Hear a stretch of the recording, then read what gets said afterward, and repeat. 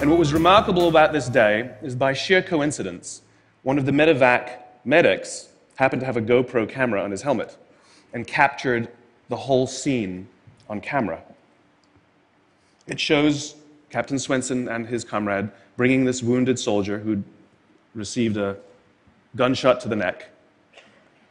They put him in the helicopter, and then you see Captain Swenson bend over and give him a kiss before he turns around to rescue more.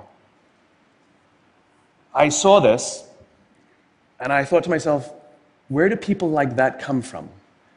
What is that? That is some deep, deep emotion when you would want to do that. There's a love there. And I want to know, why is it that I don't have people that I work with like that?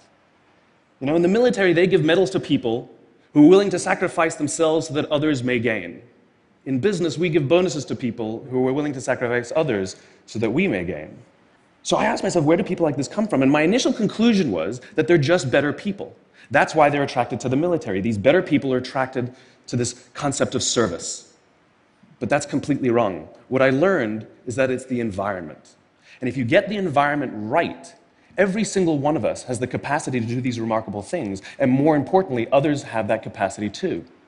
I've had the great honor of getting to meet some of these who we would call heroes, who've put themselves and put their lives at risk to save others. And I asked them, why would you do it? Why did you do it? And they all say the same thing: because they would have done it for me. It's this deep sense of trust and cooperation. So trust and cooperation are really important here. The problem with concepts of trust and cooperation is that they are feelings, they're not instructions. I can't simply say to you, trust me, and you will. I can't simply instruct two people to cooperate, and they will. It's not how it works. It's a feeling. When a leader makes the choice to put the safety and lives of the people inside the organization first, to sacrifice their comforts and sacrifice the tangible results so that the people remain and feel safe and feel like they belong, remarkable things happen.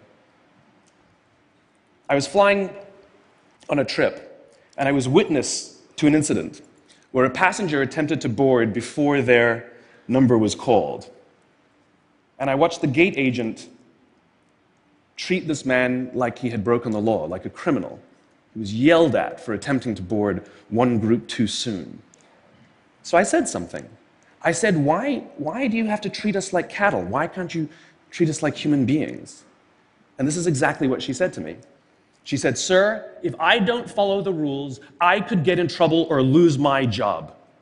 All she was telling me is that she doesn't feel safe. All she was telling me is that she doesn't trust her leaders. The reason we like flying Southwest Airlines is not because they necessarily hire better people, it's because they don't fear their leaders. You see, if the conditions are wrong, we're forced to expend our own time and energy to protect ourselves from each other. And that inherently weakens the organization. When we feel safe inside the organization, we will naturally combine our talents and our strengths and work tirelessly to face the dangers outside and seize the opportunities. I heard a story of some Marines who were out in theater, and as is the Marine custom, the officer ate last, and he let his men eat first. And when they were done, there was no food left for him. And when they went back out in the field, his men brought him some of their food so that he may eat. Because that's what happens. We call them leaders because they go first. We call them leaders because they take the risk before anybody else does. We call them leaders because they will choose to sacrifice so that their people may be safe and protected, and so their people may gain. And when we do, the natural response is that our people will sacrifice for us. They will give us their blood and sweat and tears to see that their leader's vision comes to life. And when we ask them, why would you do that? Why would you give your blood and sweat and tears for that person? They all say the same thing.